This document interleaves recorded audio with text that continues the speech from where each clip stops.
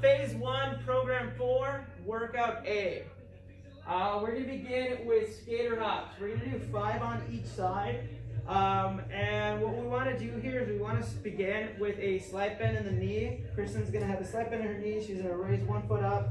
And what she's going to do from there, she's going to push off the inside of your foot and then land on the outer edge of your foot. There we go. Sit into your hips when you land. There we go. So hopping from side to side. We're trying to dodge a dog. And we're dodging a dog while we're doing this.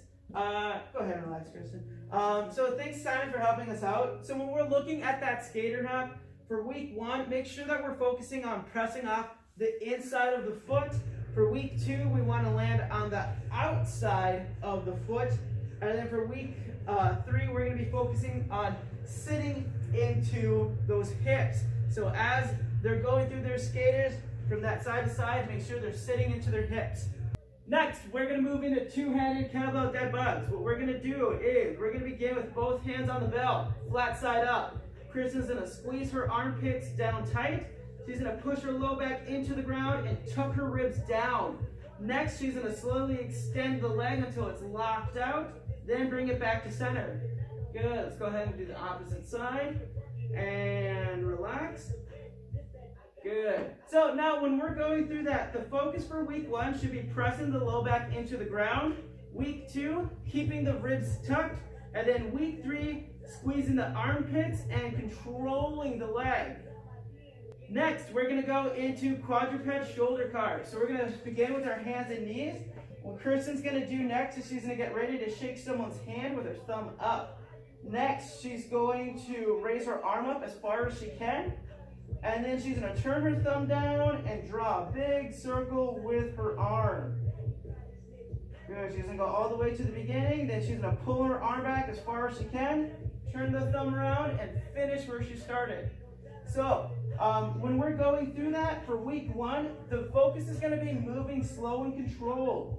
For week 2, we want to be drawing the best circle that our members can. And what that means is some people may not have that full range of motion, and it might be kind of like really triangular or rectangular, whatever the fuck happens actually. But just think, they're going to do their best version of their own circle. And then for week 4, or for week 3, we're going to focus on creating tension through the tight spots. So what that means is, let's say I get stuck here, create a lot of tension by gaining a lot of force and focusing on getting tight in that shoulder as you start reaching back through the tight spots. Next, we're moving into our USB fist loaded squats. We're doing 6 reps and we're doing 1.5. So what Kristen's going to do is she's going to have her feet about shoulder width apart. The bag is going to rest on the top of the fingers, not the knuckles, just on the top of your fingers. From there, what she's going to do is she's going to keep her elbows like she's in an elbow plank. So there we go. Next, she's going to squat down, keeping a tall and tight position. She's going to press halfway up, back down, all the way through. That's 1 rep. Kristen, let's widen your feet just a little bit. There we go. So again, the 1.5 reps. She's squatting down, halfway up, back down, all the way through. Good.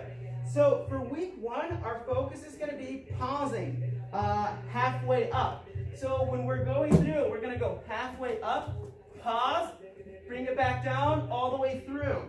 For week 2, pushing your feet into the ground with Dorito foot. Now remember, with Dorito foot, what we're looking at there is the inside of the foot, so right by the ball of the foot, the outsider edge of the foot, and the heel. So 3 points of contact there, so remember that, that Dorito foot. Afterwards, we're going to make sure on week 3, we're keeping the elbows tight. So as you're going through that motion, remember we want to think of it as a loaded plank. Next, we're going to move into single arm dumbbell row. We're going to go into a lunge stance position. And from here, we're going to keep a tall and tight position. Bell starts in front of the chest. Next, we are going to pull the hand towards the hip as the elbow goes slightly past the ribs. Then let that bell go halfway down, pull it back up. Then let it all the way down so that elbow extends. So that's 1. So all the way back, halfway down, pull back, all the way through, and relax. So for week 1, we're going to make sure that we're focusing on pausing at the top. For week 2, we're going to be squeezing that armpit down. So we want to really get that armpit juice out. And then for week 3, we want to make sure that we're keeping the shoulder in the butt pocket. So what that means is we're trying to get our shoulder down as we're going through that row. So try to think about getting your shoulder into your butt pocket. We're going to go into our open half kneeling kettlebell stretch. We're going to go into this open half kneeling position. So a half kneeling position starts with the knee forward, open, you're just opening the gate. We're going to start with the kettlebell in front of your hips, and you're going to move the bell towards the ankle. Now when you're going through this motion, drop the hips behind your heel and press to the front of the foot to return. So again, as Kristen moves, she's dropping the weight behind the heel, pressing to the front of her foot to return. And relax. For week 1, we want to focus on keeping the knee out. So as you're going forward, don't let that knee cave in. For week 2, we're going to shift our weight into the heel. So again, pressing that weight down into the heel here. And for week 3, we're going to press the foot into the ground. So as we're coming back, we're pressing the foot into the ground. So we're going to go into circuits. We're going to be doing kettlebell swings, and we're going to be doing med ball slams. So when it comes to kettlebell swings, something that I played around with last month that I saw that was really helpful was introducing TRX arms. So when we're going through the swing, in the past I didn't coach TRX arms because people ended up doing a tricep workout. I didn't like that. So when we look at TRX, I've been saying that shit, haven't I? T-Rex arms, not TRX arms, son of a bitch. What we're doing there is we're helping members kind of guide the bell without using their arms. So like I said, in the past, I've seen people do this shit. I didn't like it, so we took it out. Now I'm seeing too many straight arms moving the bell up. When we introduce TRX, son of a bitch, there I am again. T-Rex arms, it's just slightly bending the elbows. This helps with the member understand that the bell's floating up. So I just wanted to introduce that before we talk about the kettlebell swings. So what we're going to focus on is we're going to keep the chest up as we hike past. We're going to explode through the hips and lock the legs out. T-Rex arms to float the bell up.